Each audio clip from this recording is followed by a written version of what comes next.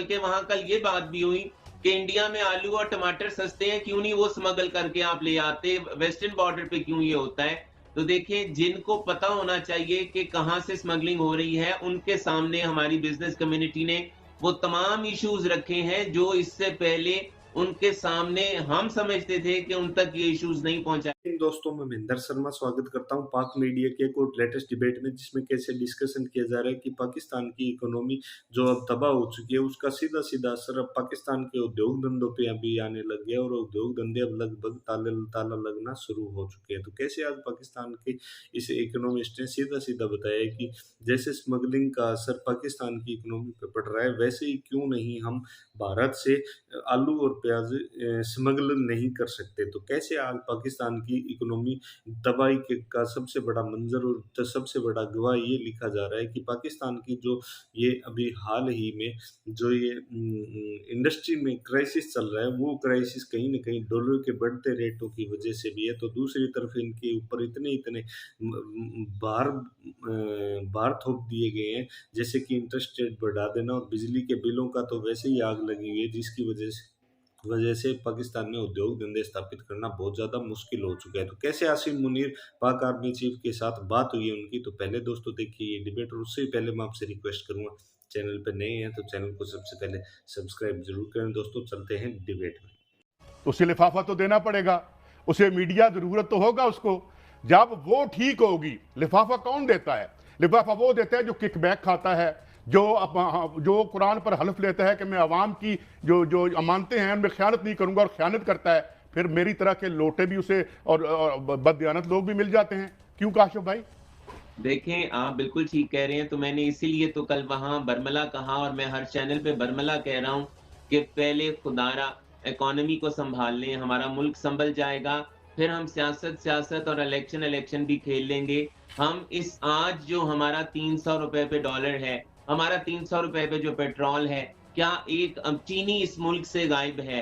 इस मुल्क में रहने को कोई तैयार नहीं है। तो हमने इस मुल्क का क्या सोचा है? खुदारा इस मुल्क का सोच लें, ताकि यही वक्त है। अगर हमने अब भी ना सोचा, तो जो हम पहले आज से 3 महीने पहले बहुत शौक से बैठ के हम और आप बैठ के इस मुल्क को खुदा ना खास्ता डिफॉल्ट करा रहे थे, तो वो वक्त दूर नहीं है कि हमारा जो इकोनॉमी है और मुल्क हमारे हाथ से निकल जाएगा। रस्सी फिसल रही है हमारे मुल्क की हमारे हाथ काशिफ साहब, गुजारिश है कि आप ये जो बिजली के लॉसेस होते हैं, चोरी होती है, या हमारे बिजनेसमैनों को करप्ट माफिया डील करती है और उसके पैसे लेती है मीटर लगाने की, क्या आपसे भी कभी कोई ऐसा वाकया पेश आया कि आपको मजबूर किया गया हो कि आप खुदा ना खास्ता उन्हें पैसे दे और अपनी जान छुड़ाए, और वो ताकि इतने हजारों लोग आपके पास काम करते होंगे?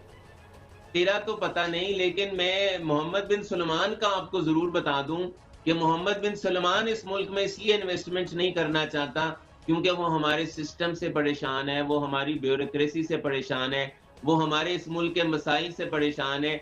मुझे तो आप एक अलग जगह पे छोड़ दें, जिसने 25 डॉलर लाने हैं, वो इस मुल्क में इस सिस्टम की वजह से इन्वेस्टमेंट नहीं करना चाहता। नहीं काशिफ साहब, मैं देखें इस वक्त बात कर रहा हूँ लाहौर चैम्बर ऑफ कॉमर्स के प्रेसिडेंट, जो मेरे प्रेसिडेंट है, मेरे मुल्क में बिजनेस करते हैं, हमारे रीढ़ की हड्डी या बिजनेसमैन।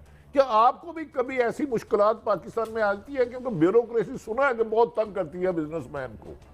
देखें, अल्हम्दुलिल्लाह मुझे तो मेरी तो पिछली टर्म में प्राइम मिनिस्टर साहब, प्रेसिडेंट साहब, गवर्नर, चीफ मिनिस्टर्स, मैंने तो हर जगह पे कहा जी कि as a president Lahore chamber मुझे किसी प्रोविंशियल या फेडरल गवर्नमेंट के डिपार्टमेंट से कोई एज सच प्रॉब्लम नहीं है। क्योंकि अगर मेरी किसी कम्युनिटी को कोई प्रॉब्लम आता भी है, तो मैं अगर राइटिंग में लिखता हूँ तो मेरा वो प्रॉब्लम रिजॉल्व हो जाता है। अब बात यह है कि इस मुल्क के आपकी तो इंडस्ट्री बंद हो रही है। मसला तो ये है, आपके जो कंटेनर्स इस वक्त पोर्ट पे पड़े हैं, मैं बहुत से ऐसे अपने इंपोर्टर्स और इंडस्ट्रियलिस्ट को जानता हूं जिनकी 4-4, 5-5, लेकिन मेरा एक सवाल 30 सेकंड सिर्फ ये बता दें, ईरानी तेल सुना है स्मगलिंग का आता है, डॉलर अफगानिस्तान अरबों खरबों रुपए का जा रहा है, तो फिर इसका जिम्मेदार है कौन? ना बिजनेसमैन है ना सियासतदान है कौन इनका जिम्मेदार?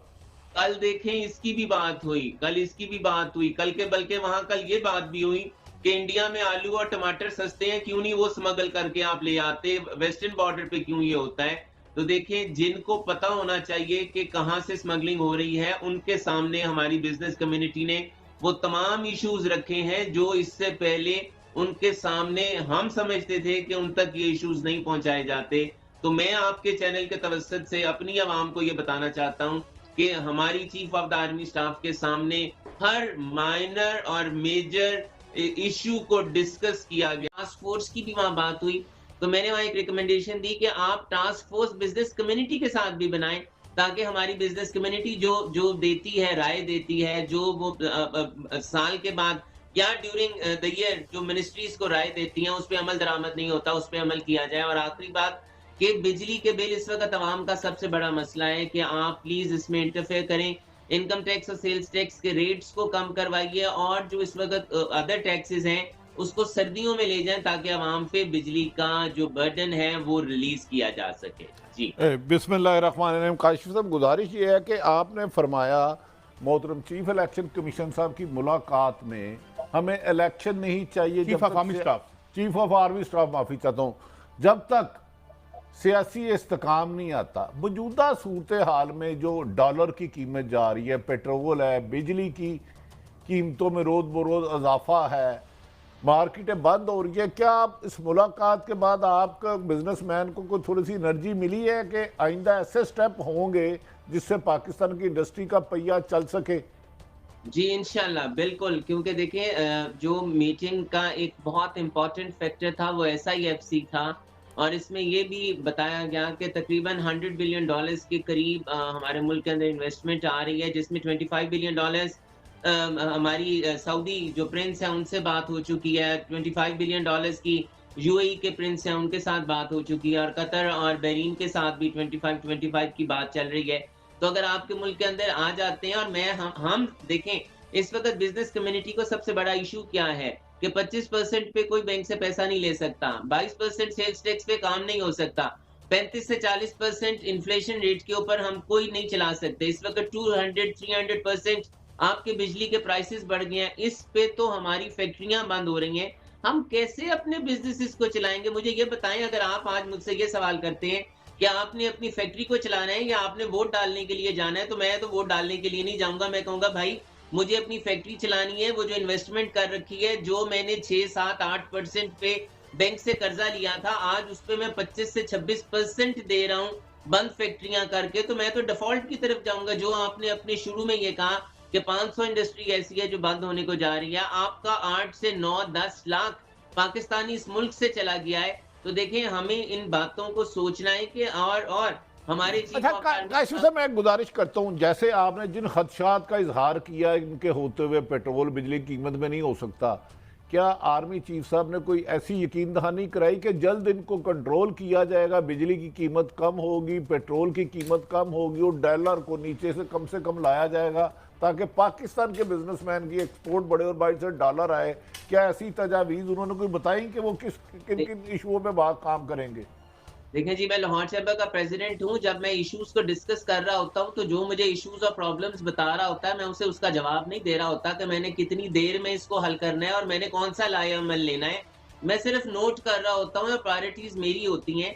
अब chief of the army staff को अगर हम प्रायोरिटीज दे रहे हैं, तमाम प्रॉब्लम्स बता रहे हैं, तो ये उनकी प्रायोरिटी है, उनकी प्रायोरिटी लिस्ट के ऊपर है कि उन्होंने कौन से प्रॉब्लम को पहले रिजॉल्व करना है। लेकिन उन्होंने हमारा हर इशू सुना है, उन्होंने स्मगलिंग को भी सुना है, IPP को भी सुना है, उन्होंने हर एवरी इशू, आप जितने सोशल, इकोनॉमिक, पॉलिटिकल, लीगल, आपके जुडिशरी से रिलेटेड, ब्यूरोक्रेसी से रिलेटेड जितने इश्यूज हैं उन्होंने सुना है। अब ये उनकी दस्तरस है या हमारी केयरटेकर गवर्नमेंट की दस्तरस है कि पहली प्रायोरिटी कौन सी और पहला इशू कौन सा रिजॉल्व होगा। जी अच्छा, काशिफ साहब, मैं बहुत ही आपकी यानी एक कन्विंसिंग राय है, बल्कि मैं ये कल सुन रहा था और मैं भी समझता हूँ कि इलेक्शन इस मुल्क में क्यों हो।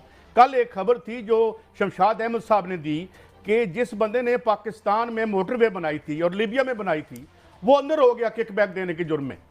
ये खबर शमशाद अहमद साहब इंटरव्यू, और मैं समझता हूँ कि इस किस्म की सियासत तो ना ही हो तो बेहतर है। साथ ही ख्वाजा आसिफ साहब की मैं आपको एक ट्वीट भी सुनाता हूँ और एक शॉर्ट सुनवाता हूँ, फिर आपका टेक लेता हूँ, जिसमें उन्होंने बिजनेस कम्युनिटी को जिम्मेदार ठहराया है। ये जरा शॉर्ट लाइन जी, जरा अपना ख्वाजा साहब का, फिर काशिफ भाई से टेक लेते हैं। जी सर, ये तो कह रहे हैं कि बिजली चोरी करते हैं, यानी वो तबका जो रीढ़ की हड्डी है जिसने इसकी मैशत को चलाना है। और ये ट्वीट भी है आपके सामने, चलें ये शायद इतना विजिबल नहीं है दूर से, लेकिन ये जरा इस पे आप बताइएगा कि क्या वाकई ये टेक ठीक है उनका हमारी बिजनेस कम्युनिटी के हवाले से, ख्वाजा साहब का? देखें, नमाज मत पढ़ो जब तुम नशे की हालत में हो। मुझे उनके पूरे इंटरव्यू का नहीं पता कि उन्होंने पहले क्या कहा और बाद में क्या कहा। मैंने तो सिर्फ ये सुना है कि नमाज मत पढ़ो।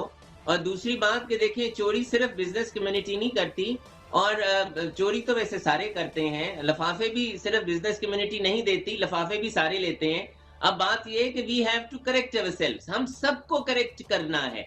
अब अगर मुल्क इस लहज पे आ गया है कि अगर हम एक दूसरे पे इल्जामात लगाएंगे, तो शायद हमारा मुल्क नहीं चलेगा। और कल की मीटिंग में जो सबसे बड़ी बात थी वो यही थी कि हमने इकोनॉमी को लेकर चलना है, हमने मुल्क को कैसे बचाना है। मैं आपको ये बता रहा था, वहां पर chief of the army staff ने टैरिफ की भी बात की, स्मगलिंग की भी बात की, हत्ता के कुछ बिजनेस कम्युनिटी ने ये भी कहा कि ब्यूरोक्रेसी इसलिए काम नहीं करती कि वो नैब के और दूसरी अपनी जो बाद में देखा कैसे इन्होंने सीधा सीधा ये बताया कि पाकिस्तान के हालात बद से बदतर हो चुके हैं, लेकिन पाकिस्तान की सुध लेने वाला कोई नहीं है, क्योंकि आज के समय पाकिस्तान ईरान साइड से जो स्मगलिंग कर रहा है उसका उदाहरण देते हुए सीधा सीधा ये बताया कि पाकिस्तान में तो आलू प्याज भी बहुत ज़्यादा महंगे हैं, क्यों ना भारत से स्मगल कर लिए जाए। तो कैसे आज पाकिस्तान की फैक्ट्रियों पर ताले लग रहे हैं सिर्फ और सिर्फ उनके खर्चे न सहन करने की वजह से। तो कैसे पाकिस्तान का आर्मी चीफ अब कूद पड़ा है हर मामले में